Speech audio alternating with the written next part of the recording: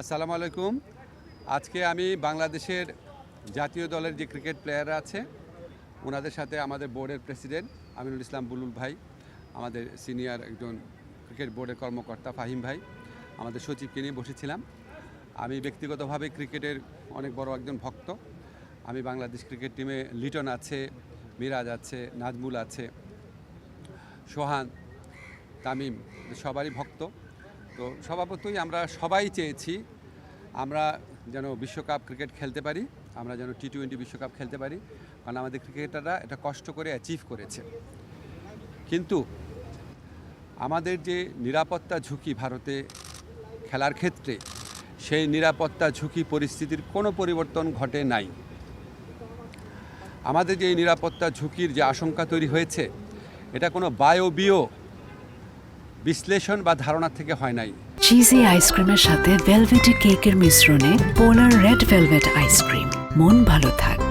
এটা একটা সত্যিকারের ঘটনার থেকে হয়েছে, যেখানে আমাদের দেশের একজন সেরা প্লেয়ারকে উগ্রবাদীদের কাছে মাথা নত করে ভারতীয় ক্রিকেট বোর্ড তাকে ভারত থেকে বের করে দিয়েছে, সোজা কথা বের করে দিতে বলেছে।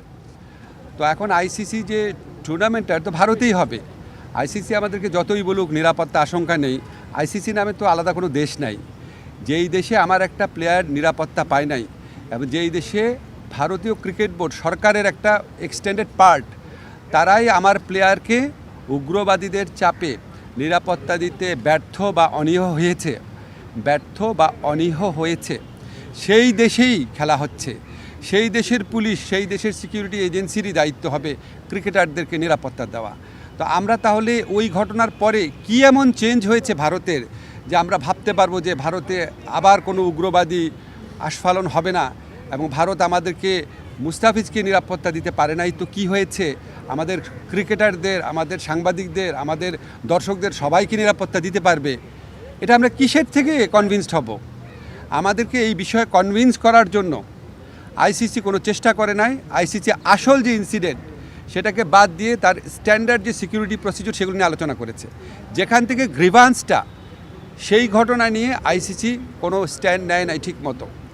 এমনকি ভারত সরকারের পক্ষ থেকে যে আমাদের কনভিন্স করানোর চেষ্টা করা যে যেই ঘটনাটা ঘটেছে মুস্তাফিজের ক্ষেত্রে এটা একটা আইসোলেটেড ঘটনা, বা আমরা এটার জন্য সরি, আমরা এই ব্যবস্থা নিচ্ছি, তোমাদের দর্শক, তোমাদের সাংবাদিক, তোমাদের খেলোয়াড়দের জন্য কোনো রকম যোগাযোগের চেষ্টা করে নাই, কোনো রকম কনভিন্স করার চেষ্টা করে নাই।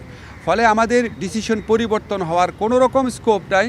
আমরা এখনও আশা করব, আমরা মনে করি আমরা আইসিসি থেকে সুবিচার পাই নাই, আমরা এখনও আশা করব আইসিসি সুবিচার করবে। আমাদের যে বিশ্বকাপ খেলার যে অধিকার, যেটা শ্রীলঙ্কাতে আমাদের খেলার সুযোগ রয়েছে, এরকম বহু নজির পৃথিবীতে আছে যে অন্য একটা ভেন্যুতে সিকিউরিটি রিস্কের কারণে খেলা হচ্ছে, আমাদের এখানে জেনুইন সিকিউরিটি রিস্ক আছে। আমরা এখনও আশা ছাড়ি নাই, আমরা আশা করব আইসিসি আমাদের জেনুইন সিকিউরিটি রিস্কটা সুবিবেচনার সাথে নিয়ে আমাদেরকে শ্রীলঙ্কায় খেলার সুযোগ করে দেবে বিশ্বকাপ। আমরা সেই আশাবাদ নিয়ে এখনও অপেক্ষা করছি। আচ্ছা, আমি আজকে ক্রিকেটারদের সাথে যখন কথা বলেছি, আমি প্রথমেই বলেছি ক্রিকেটারদের সাথে আমার যা কথা হবে সেটা আমাদের ব্যক্তিগত ব্যাপার, আমাদের প্রিভিলেজ কমিউনিকেশন। তাদের কারো কথা আমি সাংবাদিকদের বলবো না, তারা নিজেরা বলতে চাইলে বলবে। আমার কোনো কথা তাদেরকে কি বলেছি সেটাও বলবো না, শুধু এইটুক বলবো, কারণ এটা একটা প্রিভিলেজ কমিউনিকেশন। আমি যদি বলি যে ক্রিকেটাররা কী বলেছে সব আপনাদের বলবো, তাহলে তো ওরা মন খুলে কথা বলতে পারবে না।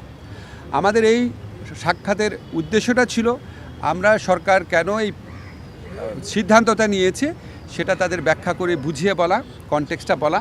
আমার কাছে মনে হয়েছে যে তারা এটা বুঝতে পেরেছে, এটাই পারপাস ছিল, আর কিছুই না। আর তারা কি বলেছে সেটা বলার অধিকার আমার নাই। বিশ্বকাপ খেললে বাংলাদেশে কী ক্ষতি হবে সেটাও আপনাদের বিবেচনা নেওয়া উচিত।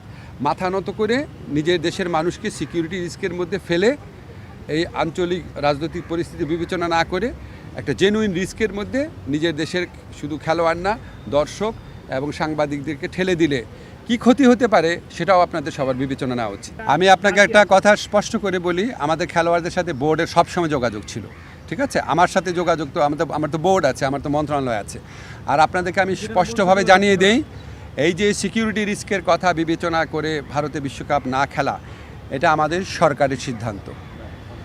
কোনো একটা দেশের মানুষ অন্য একটা দেশে গেলে সিকিউরিটি রিস্ক আছে কি না সেটা সরকার বিবেচনা করে দেখে, এটা অন্য কারো বিবেচনার স্কোপ নাই। For more updates, subscribe to our YouTube channel and click on the bell icon. Follow us on Facebook and Instagram.